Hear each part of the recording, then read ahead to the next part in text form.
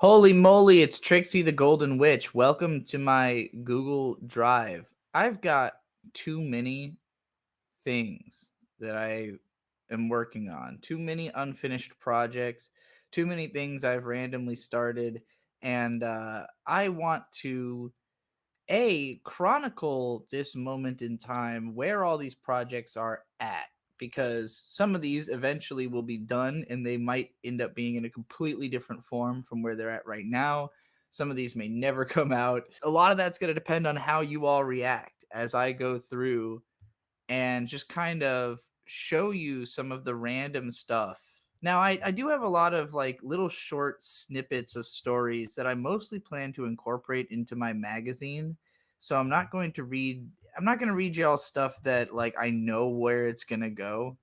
And also some of this is stuff that like will definitely get made eventually just because it's good and I want it to exist. But I don't really know how to prioritize some of this stuff. Like I've got a lot of just written scripts that could be made into videos at a moment's notice. I tend to try to pick ones that I think are going to be hits or that like the audience will care about, but I'm not very good at predicting that.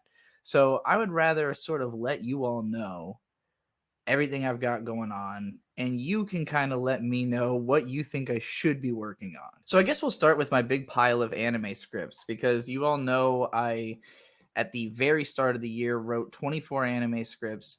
The original intention was to do one every 2 weeks throughout the year. And after doing it for a couple of months, they weren't really taking off. And I started making a lot more money doing frequent live streams. So I kind of abandoned these for a while. And I've been circling back around to them because writing these did kind of get my anime analysis juices flowing, which allowed me to write stuff like the Perfect Blue video, the Dawn to Dawn analysis that I've written since doing all this. You know, the Naruto video was actually one of these scripts. The Stop Doing Review Scores was one of these scripts. So, you know, I have been sort of still sprinkling these in, but it's hard for me to determine which ones the audience might care about. Plenty of these I've already recorded audio for. It's just a matter of like finding the drive to spend a day or two editing one of these when I don't know if anybody's going to give a shit. So I've got, first of all, this script about outer space anime that basically just goes through the whole history of how space has been presented in anime, the different trends over the decades. It's not super long, probably about 15 minutes. Aging kids franchises, who are they for? This is a longer one. I think I actually did my reading of this on stream and it came out to like 45 minutes long. And I kind of got scared out of actually editing it because it was so long. But it's basically about mostly inspired by Pokemon Concierge, the short series of stop motion episodes that was made for Netflix that I really really loved, and that inspired me to write about how like these shows that started as kids shows have kind of started finally growing up with their audience and appealing to adults who were into them when they were kids and becoming shows for adults in their own way. I don't know why this script is as long as it is. It's massive. It's a huge script. That's the main reason I haven't turned it into a video yet. Um, so then I've got If I Ran an Anime Network. This one I think is like 15 minutes long. This one I'm mostly scared that the editing is going to require me to download clips from like 100 fucking shows. But I basically break down every single thing that I would run for like 2 years if I had an anime network. And I was allowed to run whatever the hell I want. Uh, so that one's mostly just like a fun thought experiment about like this one's basically me building a playlist, like building a fantasy playlist that I might one day just make, that I would just have on like a monitor somewhere playing all these shows. Anime vampires. I actually, this is such a sketch of a post that I never wanted to create it, and then I ended up recording an audio of this where I added in maybe like an extra 30% of detail, going more into the stuff I talk about and talking about a few more anime vampires. I fleshed it out a bit, but it's still very much just kind of me rambling about anime vampires. It's similar to the heroic antagonists in anime video. Both of those were kind of like, hey, I noticed a pattern. I don't really know what it means, but here it is, you know. Uh, Finishing anime. This is a script about the idea that you could just be done with, like, at some point have seen all the anime you're ever going to like. At the very least, have identified all the anime you're ever going to like, because there's only so much of it, and you there's only so much you're ever going to like, and at some point you should get pretty good at figuring out what it's going to be. um Addressing the artifice in art. This is another somewhat more abstract one that doesn't have as much just to do with anime, but more about that I just like art that addresses the fact that it is art, and addresses the mechanism by which it is telling its story in the story, using Shirobako as an example because it's kind of my favorite anime. And a lot of it has to do with, innately, it is about anime, so it's always addressing its own artifice through the story. The best English lyrics in anime songs. I did record this one. This will be more of an editing forward video. I don't really say a whole lot about most of these. It's mostly just an excuse to show off all these fun English lyrics in anime songs. Very old school YouTube type of a video. 15 years of AniTube. This is me uh, going back through the history of AniTube as I understand it, from my perspective, basically as an answer to the fact that Giguk had a similar video. Um, and I wanted to tell my version of the story, basically. Uh, so then we've got Anime Dissociatives. I have recorded audio for this as well. This is about basically just me talking about every anime character I could think of that I would personally diagnose with an obvious dissociative disorder, and basically explaining what nature that dissociation takes in the show. This is another one that's kind of long, and I don't know. I don't know if this will reach its audience. That's what I'm the most worried about with this one. Is like, I think this definitely has an audience, and it's a really interesting. It's probably the topic I'm the most interested in talking about out of all of them, but the one that is the most difficult to talk about and the most difficult to reach the people who are going to really care and not just think this is like a weird, thing. Cute Girls and Chemical X. This is sort of a historical rundown on the whole idea of, cute girls that do some kind of action thing, whether they be badasses, girls with guns, or like sword girls, or boat girls, or plane girls, or whatever, cute girls and Chemical X. That's the idea. The rare 3D anime liker. This is kind of a nothing post, honestly. It's basically just me being like, hey, I actually like CGI, and I think it's gotten pretty good. Everything is Devilman. I have recorded audio for this one as well. This is about how how goddamn influential Devilman is, and how many anime have how the tropes of Devilman have kind of gotten to a level where you could just call it like a type of story, like it's a Devilman story. My favorite minute of anime. This is about 1 minute of Garzy's Wing. The famous minute you probably know about. I just go in and break it down in extreme depth because I haven't stopped thinking about it for so long. um why anime is weird. The short answer: because everything is weird contextually. I don't remember what this one really. I guess this is me trying to explain that even Demon Slayer, being as normie as it is still weird. Like that, no matter what, anime is weird. I think that's the argument I'm making in this one. That could be interesting. I don't think I've recorded audio for that one. And then we've got one more Evangelion video. This was the last of the 24 scripts I originally wrote. So 9 of them have already become videos, I believe. And this is the what would have been number 24, but it's a video about how weirdly impossible it seems to be to say everything there is to say about Evangelion. How like you can keep coming back to it and finding more and more and more and writing about it over time. And this is kind of me compiling a few scripts that I had about Ava into one. Like, just here's a a few attempts at making a giant Ava video that I've just kind of collected into another Ava video, you know? So that was the end of the ones that I had actually written at the start of the year. And then a few months later, I started reading Shaman King, and I got really way too in depth writing about the first couple volumes of Shaman King.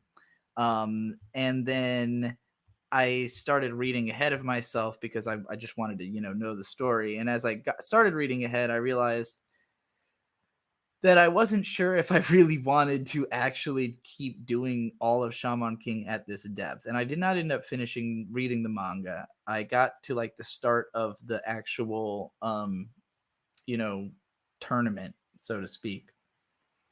So at some point I might read the rest of that and then continue this. But the scale of this project got so out of hand so quickly that probably each volume could be done as its own video. Like I think just what I have written here about volume 1 is already like almost an hour long or something. So yeah, it would be a lot to try to do this. And I'm not like that passionate a Shaman King fan per se, as much as I was just really interested in what I saw in those first few volumes.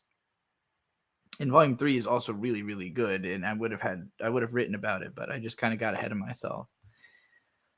Scoring anime Will It Die? Actually, we can go ahead and cross this off. This I turned into No More Review Scores Please as the title, because I just think that just makes a little bit more sense. There's actually a few paragraphs I think I cut out of this for the final recording.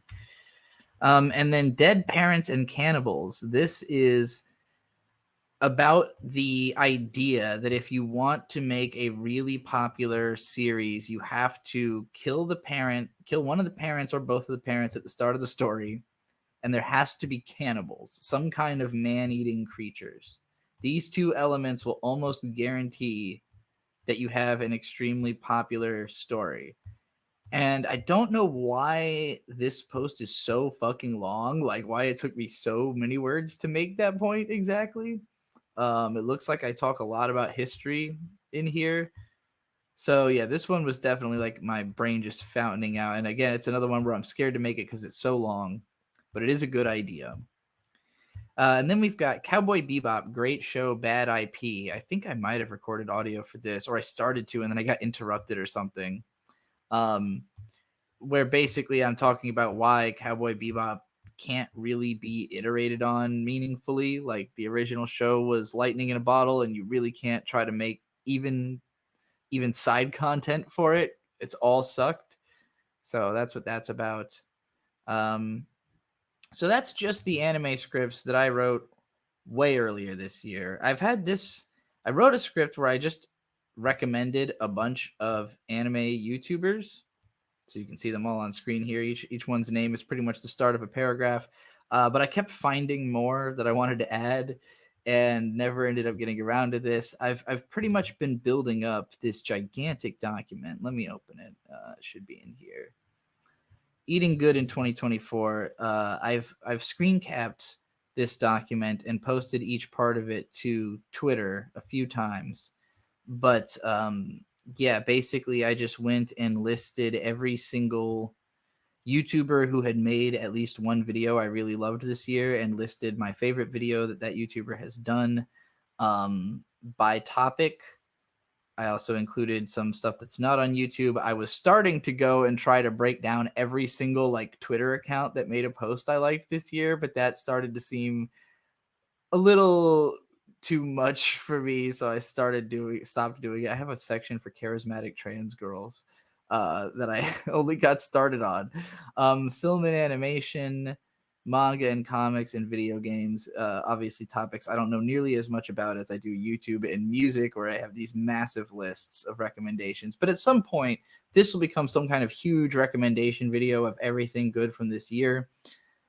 Stuff that's good from this year does not stop coming out. Like I could probably add 5 to 10 more albums to this list, or this list of artists that made 5 to 10 more artists to this list of artists who made great music this year, just based on what's come out since I put this together like a couple weeks ago. So it's been a ridiculous year for media, for me anyways. I've been eating phenomenally.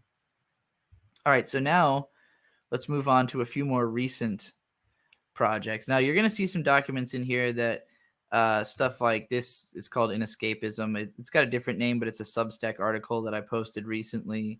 But here's the latest video I actually did audio for, and the conceit here is that because it's the fall anime season, I wanted to go back through fall anime seasons throughout history and examine shows that are celebrating like milestone anniversaries this year. This kind of started with me realizing that Bleach was having its 20th anniversary and imagining like what if we were watching Bleach as if it were airing right now. But I don't really want to actually do that with Bleach, which is like 700 episodes long. It would be half the next decade. Um, so then I started thinking like, well, what else? If Bleach is having its 20th anniversary, something is having its 30th, something's having its 40th. There's always something having its grand anniversary at any given time, really. What is having it now? And so I went back to the decades and found myself on one of the earliest fall seasons there was, 1964, and honed in on Big X. And so what I end up doing is this massive research project into like the whole state of anime in 1964, which is, brand new, explaining like how the studio came to be, all kinds of stuff, the whole production of this goddamn show, as much as I can find, about this mostly lost media series. And this ended up being like 50 minutes long. And I was like, I don't even know if this will get views. That's quite long for something that I don't know if it'll get views. So I don't know if I want to do this right away. Maybe I'll save it for later into the season. This is again supposed to be part one of me doing this for a bunch of other shows. The next one from 1974 would be Space Battleship Yamato, which is like the most important anime besides Tetsuan Atom. So like this is a project that just seemed like a neat little idea, but it so quickly got out of scope that the idea of like jumping into this when I've got all kinds of other stuff going on, like I thought this would just be a neat little thing. I would knock out like a 20-minute video on Big X. It's 50 minutes long. So that's why I'm hesitant. This is the kind of thing maybe I could get somebody to edit for me, but I can't really afford to hire an editor to do a 50-minute video. So I don't know about that. We'll see what happens. Now, Dawn to Dawn, I already covered the first episode. I'm going to cover the second episode. I did a reaction to the second episode that is a members only video on the We Watch Anime channel. It's like 20 minutes long. It's kind of got iffy audio visual presentation because I didn't have access to the office in order to record it.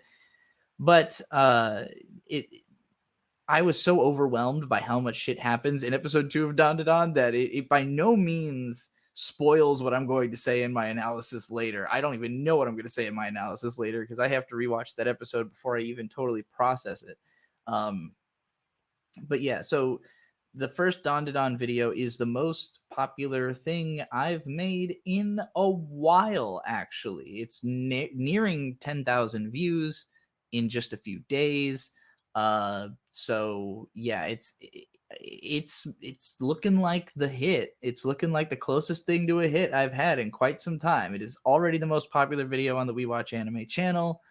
It's leapfrogged anything I've posted to this channel since. Let's find out, actually. What is the answer to this question? I keep grabbing this mouse that I don't have plugged in like a goddamn fool. Trixie History has done 5.4K, which is all right, but even that kind of pales in comparison. I guess it would be Kendrick versus Drake, and this I think had been at 10, maybe 9 or 10K before the FD Signifier shout out, which has really pushed it up to where it's at now. Infinite thanks for that, FD Signifier. But yeah, this is by no means a number that would bring this channel back to life. But it's a number that's definitely injecting life into the We Watch Anime channel. So I'm excited about that. So I'll definitely be talking about more Dawn to Dawn. But Dawn to Dawn only comes out once a week, and I am trying to get more videos done than that. I'm trying to bring the engine back to life. I'm really trying to make some goddamn money on the internet here. And I got to figure out how to do that. And I really can't even be bothered like making like this Big X video, this was like a passion project in the sense that it was fun to write. It feels wrong even to have written it, like knowing that it maybe isn't the most like financially viable idea. And that's impossible to predict in and of itself. Like I can never tell which videos are gonna like be a sleeper hit for some reason. You know, like I really loved that Naruto video, but even though it's about the most popular anime ever, it's not really doing numbers the way that Dandadan's video is, which in fairness, is a show that nobody's talked about compared to a show that everyone's talked about. So maybe that's a big part of it. No one's talked about Big X either, so maybe that could work in its favor. But no one's also ever heard of Big X, so I don't know. All right, let's shift gears completely. Here's an idea I have for a role playing game. So maybe somebody who knows more about these can run with this somewhere. Maybe you can help to flesh this out. But it's called Plasma Vamp Ninja Appalachian Espionage. It's an RPG played by 1 to 5 players, set in the Appalachian United States, starting in 1936 and ending in 1967. So you play through about 31 years of this story. In 1936, sensing the approach of the Second World War, the Koga Ninja Clan sends one of its subfamilies into the hidden forests of southern Ohio in order to establish a U.S. branch for Appalachian espionage. But unbeknownst to them, the mountains are full of vampires, which view humans as cattle, and they consider the powerful ninja as a threat. So, the vampires summon a league of demons who joyously destroy the whole adult generation of the ninja clan in front of their children. But in doing so, they unlock the spirit of fire that's been sealed inside of those children, causing a plasma flare which annihilates all of the demons. So then the vampires, realizing the power that's held in these ninja children, research the Koga clan's plans for these children and decide to vampirize them and then build their own Appalachian espionage branch for themselves because it seemed like it was a good plan. So then they get in contact with the actual Koga clan and establish themselves as an official sub branch, not realizing that the Koga clan has a way deep tier instilled their values brainwashed into these younger generation kids who, when they grow up, are definitely going to learn to control their plasma powers and avenge the previous generation of their clan against these fucking vampires.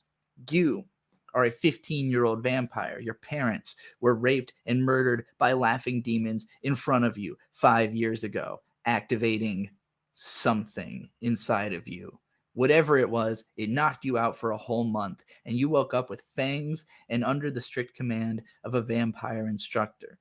As you spend your days on spy missions for your vampire overlords, you learn more about their weaknesses, you develop connections, and you shape your body into the form that will let you draw vengeance upon those who wronged your family. Should the odds against you prove unsurmountable, you can always eat the cyanide molar in your back tooth. Now, the idea of this game is that you have certain stats. You kind of, I want it to be mission structured, almost like playing Tenchu. If you've never played Tenchu, you start off with like a certain budget and you can buy some ninja tools. And then you go into the mission and you kind of have to freeform find your way through this stealth encounter using, your tools, your wits, your stealth to kill your way through a mission and get to the end. I want that, but in like a pen and paper RPG form. It could also be adapted to a video game, but you can just play Tenchu. But this would be more story driven, more about the the stuff you're learning through the espionage, an exploration of United States history with vampire ninjas in it, and particularly Appalachian history from this time period. The reason it ends in 1967, this is spoiler alert, but the leader of the vampires, you see, is the Mothman, because 1967 was the year that the Mothman sightings happened in Point Pleasant, right on the border of Ohio, West Virginia. So basically, this whole game builds up to you at the end becoming powerful enough to fight the Mothman, hopefully, and save America, I guess. Save your ninja clan. avenge the previous generation. And the reason it takes place over 30 years is that all of the decisions you make in the game will affect your build, the way your character grows, and what they are literally physically capable of. So, for instance, one of the mechanics would be that because you're a vampire, you get thirsty for blood sometimes. But also, drinking blood has certain benefits and drawbacks where, like, you can get blood fat basically and not like, or if, let's say you're too weak and so you have to drink blood all the time to heal, but it also makes you gain weight, you know. And so eventually you might not be able to do some of the more physical aspects of the ninja stuff, but you can, you know, respec into the intelligence or paperwork side or whatever, you know. Or if you want to be like super brawny ninja, you got to spend a lot of time in the gym and you might miss out on elements of the storytelling or not really understand what's going on in situations you're jumping into because you haven't done your research, you know. Basically, that's the idea. Is this would take really extensive planning on the DM side to know where the player character is fucking up, you know, like or what the consequences are for whatever they're doing that will have effects later. Not necessarily even fucking up, just how they're changing the trajectory of the story. You'd have to really understand that. But yeah, this is just the basic starting idea, basic concept. It would take a lot to fill in the blanks of this. That's why it's just an idea that I'm sharing with you all and basically giving away. Here's a fun idea I had for a story called "The Party," inspired by Kendrick Lamar's "I Think It's Time to Watch the Party Die" song. The idea here is that it would be set in like an isekai world, like fantasy setting, generic anime fantasy setting, but in a castle where this big like Diddy party is happening. Well, I'll read you. I already wrote some of it, so this will give you a sense of like the tone of the story. 6:30 p.m. The castle is on fire, but no one has realized it yet. For now, it's only a small thing, a flickering trifle between the wick of a misplaced candle and the hanging tassel of a crest-embroidered pendant on the stone cellar wall above. 5 minutes prior, Jaffelin, the castle gong farmer, had forgotten the candle in a hurry back down the dark corridor and up the staircase into the first castle basement, having just dumped off the dead body of playwright Shafik Mark. I saw this happen because I was only on the other side of a rack of wine across the room, where the frantic waste disposal agent hadn't even considered checking. I'd snuck off from duty with pockets full of daffodils plucked from the kitchen, dying to stuff my face after they'd starved us main staff all day. Even though just 7 servants run ourselves ragged every day, keeping this spooky ass enormous castle presentable, we're biting overtime all week, and on top of that, literally forfeiting today's meal to the 20 temp staffers that Duke Watch brought in, all for this dumbass party. I don't know how they expect me to work without eating, so I hid down here on the pretense of gathering a wine that no one actually asked for, and I munched happily on the flowers until the manic intrusion of the poo cleaner carrying a corpse whom I'd recognized right away. Shafik's plays were entirely above my pay grade to attend, but I've always loved to hear secondhand descriptions of their stories from aristocrats, eager to share only the inferior experience of their own personal lens. When the ditzy Duchess had told the story to the dopey soap boy, who is definitely dying when the Duke finds out about them, in the cafeteria yesterday, where she isn't meant to be, and neither was I, she had recounted her husband's fury about the plot having similarities to recent scandals amid the royal family, so much so that he stood up and, through gritted teeth and clenched fists, had grumbled loudly, "This resembles political commentary." The soap boy had laughed at that mental image, and I'd stifled a giggle myself, but I wasn't laughing anymore, with Shafik's gormless dead expression just visible by the scant firelight beyond the wine rack. I need to get the fuck out of here, I kept repeating in my mind, but I knew that if anyone saw me leaving, I'd be cooked. Even the shit hauler gets paid better than I do, and they clearly trust her a lot more around here. Wait, no, who am I kidding? That bitch will not last the night. They'll obviously kill whoever knows about this. I need to be accounted for really fucking soon. My scrambling mind keeps imagining the layout of the cellar, which runs much deeper from here in a labyrinthine route that I've never fully explored. But I know there are some shallow spots with slit windows high up on the walls that lead to the surface on the backside of the castle where no one should be loitering about right now. Once I remember the most straightforward path through the halls into the window, I make a quick and quiet beeline for it. You may notice I'm like correcting mistakes as I read this. There's a lot of random tense changes because I was trying to write this in first person present tense and I keep slipping into past tense. God damn it, it's way higher than I remember. The window is maybe 6 feet off the ground, but I'm a short dude and I don't need enough to work out. I jump and swipe at the latch, knocking it loose with a screech of old worn metal, and my heart starts pounding. Thank fucking God no one is around. Let me out. I'm thankful that the window opens inward from the bottom and is so rusted that it stays in place after moving it. Crumbling rust under my fingertips as the windowsill digs into my fingers, I push myself up the wall with my legs and heave my torso up through the window until my face is pushed through it into the grass of the lawn outside. Desperate to keep myself from slinking back down, I reach forth and grip the grass tightly, pushing my head into the dirt to hold some weight as I lift my hips, kick off the wall again, and push the rest of my torso up through the hole. Lifting my yard-burned face, I push up from the ground with my arms and pull in my knees so that my legs are finally all the way out of the cellar. And I'm about to leap to my feet when I realize that a woman is standing right in front of me. When I raise my eyes, I cannot help but first realize that I am witnessing the most attractive pair of legs that I've ever seen.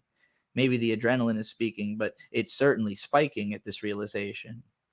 I know that I've never laid eyes on this woman before, but just by the way she looks, I've got a vague idea about who she might be. She is easily more than 6 feet tall and covered in muscles. Is she wearing anything? I certainly wouldn't have noticed right away when her abs are screaming out right in my face, glistening tan in the late afternoon sun. On my way to meeting her eyes, I have to pass a pair of tits I've heard travelers sing about. Alliterative name, definitely heavy something. Harpy. A husky voice leaves that heavy chest, and she lends a hand, at which point I realize I'm still kneeling before her like a knight at the queen's chair. When I reach for it, I realize that what she has is more like a talon than a hand. Its four long fingers have tough, leathery skin and long, pointed claw-like nails at the ends. I can't help but imagine how easily she could push one of her long, hard fingers through my eyeball and right into my brain, killing me in a matter of seconds if she wanted. Heavy Harpy isn't human. As her name implies, she is a harpy. I'd been so enamored by her skull-crushing thighs on the way up that I hadn't even registered her enormous talon feet. When I could finally meet her gaze, honey yellow eyes, I also realized that behind the big braids on the back of her head, I can see the top of her wings, which she must be tucking back to seem less intimidating, but it's not working. Tykel, like Michael, but it starts with a T. I finally introduce myself in the calmest voice I can manage, which doesn't sound very calm to my own ears at all. I'm cooked, I keep thinking.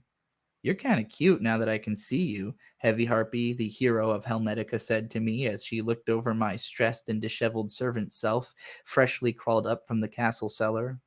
You're unbelievable, I blurted without thinking, in a way that felt only as flattering as it was confused, and I had to work not to blush. Ha ha ha ha! Her laugh was so enormously boisterous all of a sudden that it sucked half the stress out of my spinal column. You're definitely cute. Say, what the hell are you doing down there anyways? Setting up the bomb to blow this whole party to smithereens like one of those newspapers keeps telling the kids to do? Just like that, the stress came rushing back. What the hell do I tell this woman? Why does she even want to know? In fact, what the hell is she doing out here in the first place? I'm so tense I'm starting to grit my teeth when her surprisingly pretty narrow face scrunches up and she starts laughing again, with her hands on her hips, nudging her wings out like she's proudly posing for a statue. Ha ha ha ha. I'm sorry for making you nervous. I didn't mean to interrogate. I wandered over here because the rest of the party is late and I'm antsy waiting around. Kinda hoped I'd find someone lazing around that I could chill with. In ordinary circumstances, she'd be rightly calling me out for slacking on the job, but I don't want her thinking I'm such a moron that I'd scuff myself up trying not to get caught lacking. Something came over me when I saw her incredibly relaxed aura, and I blurted out exactly what I wanted to say. I believe the next sentence I was going to write is, I just saw Shafik, whatever, get killed in the cellar. So anyway, yeah, that's where that story's at. I think that's pretty fun. I want it to be like a tight film length, like 90-minute, heavily inspired by the menu and Umineko. Like if I combined Umineko and the menu and a like generic fantasy story, or like that part in that episode of The Time I Got Reincarnated as a Slime, where the one girl like goes to that vampire party or whatever, that kind of thing, that atmosphere. All right, so next up I've got Jujutsu Kaisen in conclusion. And this is one I'm debating with myself about the formula of release. You may notice this is 23 pages long currently. That's just for Jujutsu Kaisen 0. 23 pages is like over 2 hours of video. So I wrote 2 hours about Jujutsu Kaisen 0, and I do think some of this could be cut. There's like a couple paragraphs of this that when I read this all to Bird to make sure it made sense, um, I thought some of it was maybe excessive, like didn't need to be explained. Uh, but it's long. One way or another, it's fucking very long. And the plan here is basically to cover all of Jujutsu Kaisen. And I don't think I'm going to have to say nearly as much. A lot of this is literally just about like the first page and the first chapter. I say way less about chapters 2, 3, and 4. Just because, I'm introducing the whole story, the whole themes. But having read like 9 or 10 chapters of Jujutsu Kaisen, it will be very long. It will still be the whole thing will be unfathomably long. Jujutsu Kaisen is unfathomably long to be analyzed at this depth like this. So part of me wants it to just be like one video that's just preposterous and it's the whole thing and it just, it's all done. At the very least, I want to have read the entire manga before I publish any of this, and I haven't finished that yet.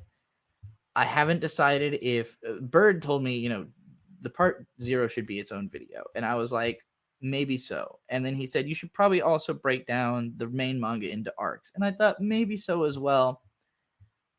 I'll see how I feel after I've read the whole thing. If I think I can do it in a way that makes sense in parts and then just combine it all afterwards, I might do that.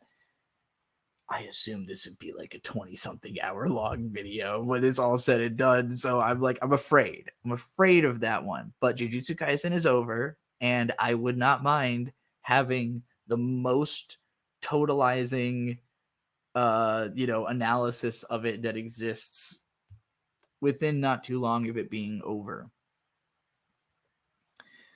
Okay, this is another article I posted on Substack. Suddenly remembering Elfenlied, Erufenrito. This is one that I'm definitely posting on the 17th, so I'm going to be editing this very soon. It's pretty simplistic. It's about 15 minutes long.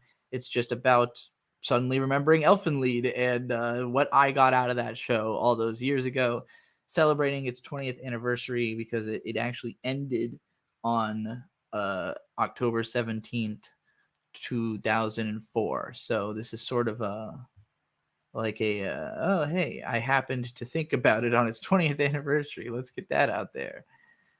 I've got a bunch of songs in the pipeline. I'm not even going to bother talking about that because y'all don't care about my music, and it's going to happen one way or another. So there's no real need to go into it. I've got some more articles for my magazine here, and then I've got this Betrayal. This is about Samurai X Trust and Betrayal, the OVA from Rurouni Kenshin, and the betrayal that we all experienced at the hands of the author of Rurouni Kenshin, as well as tying that into the themes of the story itself, my own experiences with betrayal. This is basically if I were to sequelize the Perfect Blue video, this was my idea for a follow-up. Like if that Perfect Blue video had blown up and gotten like 100,000 views or something crazy, or if that does happen, this is how I would sequelize it, would be to then do another video in that same style, another like 90-minute epic, cinematic analysis going into my personal life and shit like that for Samurai X. That's one I don't really want to rush unnecessarily because, again, it's not like my last super high effort project has gotten like that kind of views like that. At this point, Don seems like the way more obvious choice. So now we've got, okay, I've had an idea for a long time to do a show called Paying the Ferryman that's just about dead people, where I only talk about people who have died and I can go back through their whole life and career and talk about all of it. And I was originally going to start with Satoshi Kon, but I ended up deciding that when it comes to anime and manga history, if I really want to get to like the heart of it, I really have to start with Tezuka because he's responsible for all this bullshit, essentially. And this led to me deciding, what if I tried to cover like everything he ever did, thinking it would be sort of lightning round. I'll read one of his manga, I'll write a few paragraphs about it, move on to the next one. Nah, there's way too much to say about Tezuka's manga. It's way too interesting. I started going to you may notice this is 77 pages currently. This was like 2 weeks worth of a couple like a month and a half ago. And I got through a bunch, and then I'm writing about, I think, Pistol Angel is where I stopped, because I kept thinking I was like, there's some of these that are just like lost to time, or I don't have that much to say about, but then I keep coming upon ones that I have a ton to say about, and then I feel the need to go way in depth. And Pistol Angel was another one, and as I'm going in depth on it, I'm just like, I need a break. I can't be doing nothing but Tezuka with my life, like in perpetuity. I still need to make money. I still need to have like a regular life. And at some point I decided, like, given how long this already is, it would not make sense to go through all of Tezuka's career as one video. This can go up to the start of Tetsuan Atom. That's what I decided. This will turn into Tezuka Osamu before Tetsuan Atom. And then I'll just cover everything up to that point, make that one video, and then someday I'll come back and continue from there and do the rest of Tezuka's life. But it's just too much to try to do it as one project all at once, not without like funding, not without substantial. If I did a Kickstarter to pay off all of my living expenses for like 2 months, and then I would still have to work nonstop for those 2 months to make this happen. But that's the only way I can imagine, like, just, stopping everything and making this happen. So this is going to be on the back burner. This is something that even just like everything up to Astro Boy, I don't think I'm getting that done before next year. This is a preposterous, already like 4 or 5 hours just as it is. This is already longer than the Asterisk War Sucks series as it is. Let's see. What's the word count here? Because I know Asterisk War Sucks was like 50,000 words. 37. Okay, it's not longer. It's 3/4 of the length of the Asterisk War Sucks. So we'll say this is over 3 hours, and it's not even half of the way to Tetsuan Atom, where I chose as the endpoint. So yeah, that one's in the deep in the works. This, I might publish this as part of my magazine, so I'm not going to read that. This is from my magazine. These are all articles from volume 2 of the magazine. The only reason volume 2 of the magazine I haven't rushed to get that out yet is there's been no demand. The first issue is still selling. It's selling slowly, but people are still buying it. Nobody has circled back around and been like, I need issue 2, like, where's issue 2? So I'm I'm not in a hurry, but I do have all the material for it. I just have to actually structure all the pages and, make the edits. Senops SO3R, as it's nicknamed. Some of y'all remember I was trying to really create some hype for this a few months ago, back I guess in July, when I wrote the first chapter of this. And this is my furry light novel, very shonen manga inspired story. There's a 14-page first chapter, and I really like this. I think this is a really good story so far. I want to, first of all, my first recording of it didn't go that well, so I wanted to re-record it, and I decided it would be better if I did that with voices.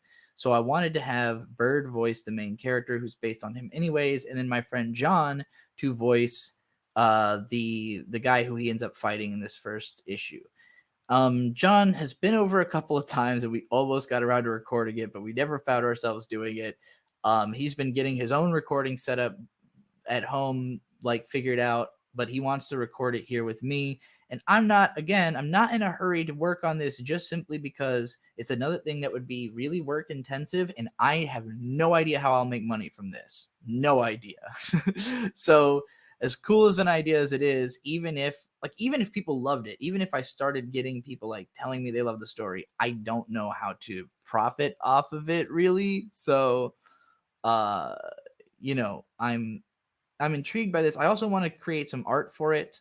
I It's meant to be a light novel. I want to have at least character portraits for the first few characters before I like make a proper video about this. Like, again, there are some people who already know this chapter who've heard it because I read it on stream, but like it has not been released in my mind. Like it's been read. It has not been released. There's not like a video of just me reading the chapter that's edited, that has voices, that has the artwork. And I want it to have all of that before I even really continue writing it, because I want to know what that complete package will look like, you know? So, so yeah, that's why I've held up on that one. I want to work more closely with John, and John also, he's working on a comic concept that he's always thinking about, always talking about. He sent me his whole work in progress series Bible that's like 15 pages of just every idea he's remembered to write down. So John is somebody who I could see working with creatively, especially on fiction stories. When he and I start talking, we start filling out the gaps in each other's stories pretty quickly. So he doesn't live anywhere around me. Otherwise, we'd probably be doing a lot more of that kind of collaborative work, but we'll see what happens in the future. The worst comic writer. This is actually me doing a super deep dive into Eric July's really bad comic series, Isom. I started writing this right when Riley went to jail, when Eric July sent Riley to jail over nothing. It's very incisive, very mean-spirited take on this very bad comic that this guy wrote. I haven't continued on it yet, just because Riley is still in legal talks and stuff. He's still going through the system, and I want to be able to work like I want to be able to work on it comfortably, knowing that it's not going to like affect his legal case or anything like that. So I kind of put that on the back burner.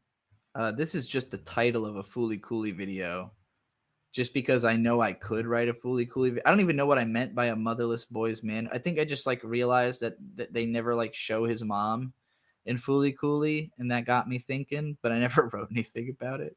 Anime group watches. We were doing this Brigadoon group watch.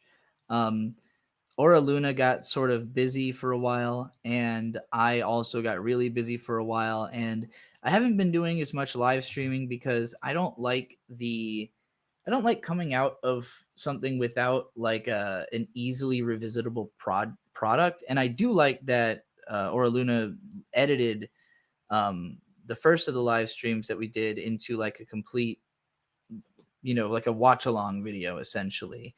But it's a lot of work to do that, and it didn't really get a lot of views. So I understand why they are not necessarily encouraged to want to, keep having to work on that, considering that they're already busy with their own stuff. So I'm not trying to pressure us into finishing this like anytime soon per se.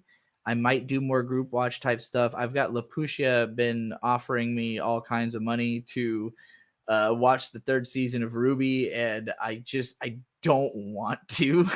so I'm not easily bought like that, even when I'm like, hey, you could pay me to do something, if it's something as heinous as watching Ruby, it's a little tough for me. So I don't know. I group watches should come back, but it's just a matter of me like wanting to do it instead of doing something useful and creative and interesting with my time. I think that covers like everything that I have on my desktop, but I have other shit in my phone, like stuff that I just have in notes that I don't even have like a file about on my computer. Here was an idea: Super Quest. I was gonna come up with like an RPG. I don't know why I have so many RPG ideas. I've never completed anything like this, but the idea is that the chat would be the character and I'm the DM, and you have to use super chats to like progress the story. But I would do it in like a board game kind of a way where it's like there's always a prompt. But it says, you are Scroll Chatham, aka Chat. You hate your first and last name, but you accept Chat as reasonably name-like. You are from Twigutubich County, Montana. You think it might be a Native American word or something. You live in a car full of manga. You sell anything that you don't find yourself rereading at least yearly. That's all I wrote. I have no idea where I was going with that. Oh my god, I totally forgot about this. I have like a halfway written Hodo Musco video called This Little Anime Hoe Made Me Crazy. I should probably finish this one. This one sounds really funny, actually. I should probably circle back around to that one. At some point, I made a list of 100 women in anime. Like, I just wanted to see if I could name 100 women that work in the anime industry.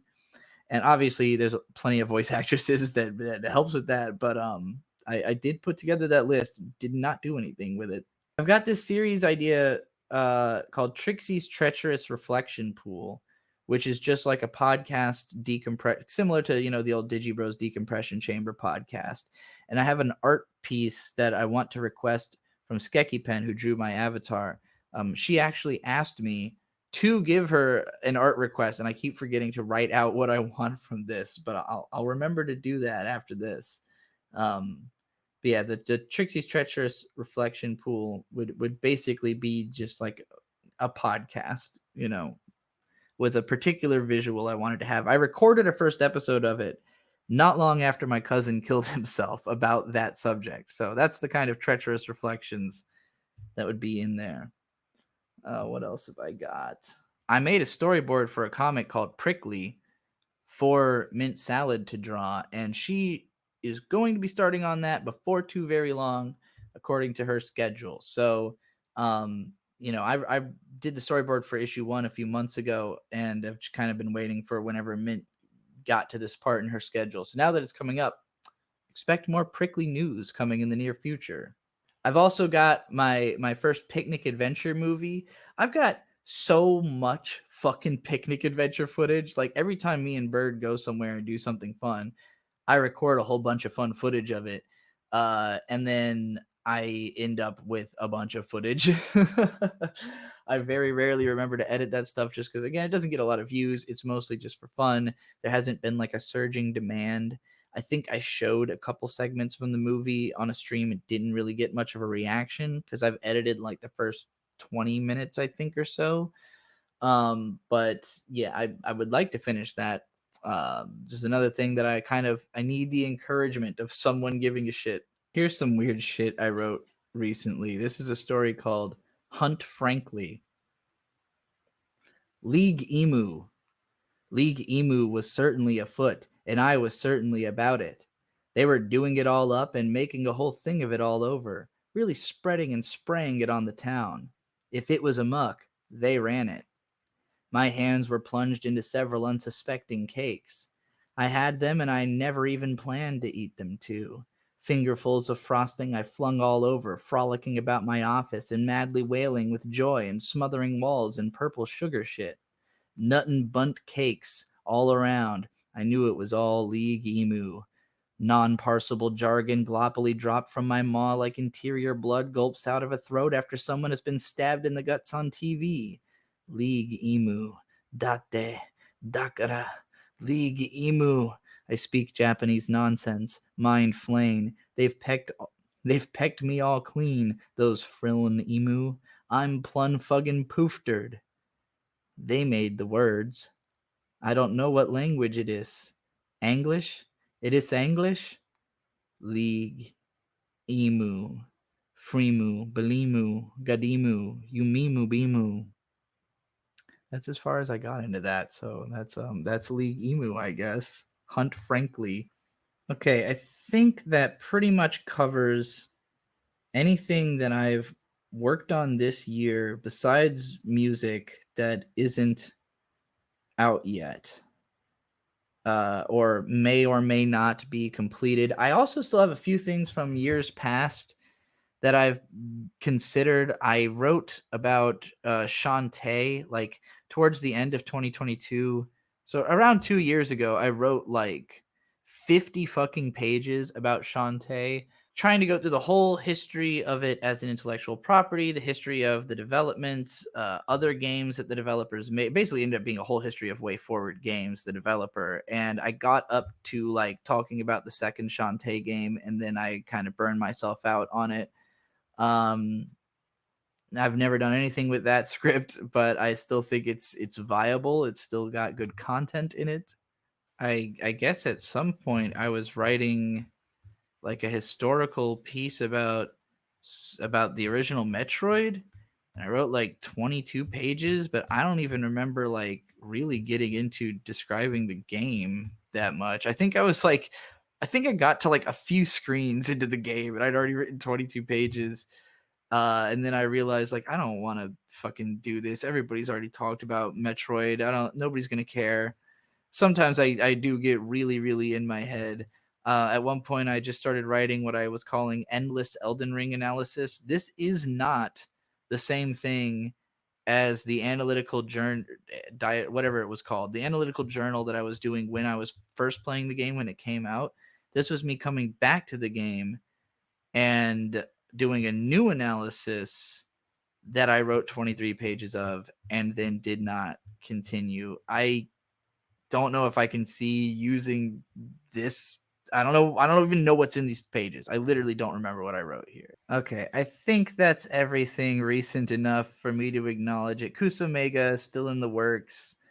I mean, I've kind of talked about, like, I recently did a video where I went through like a bunch of unfinished fiction and just read all of it, like stuff that I don't think is ever going to get published, and updated on like some things that I do consider myself still working on. I have some fiction projects that I've never revealed much about because they're so far on the back burner.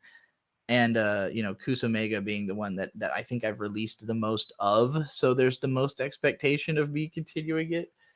But when it comes to fiction, it really just comes down to like every once in a while I have like a psychic mind flare and then I write a bunch of shit, and it almost never happens any other way. I cannot force it to come out.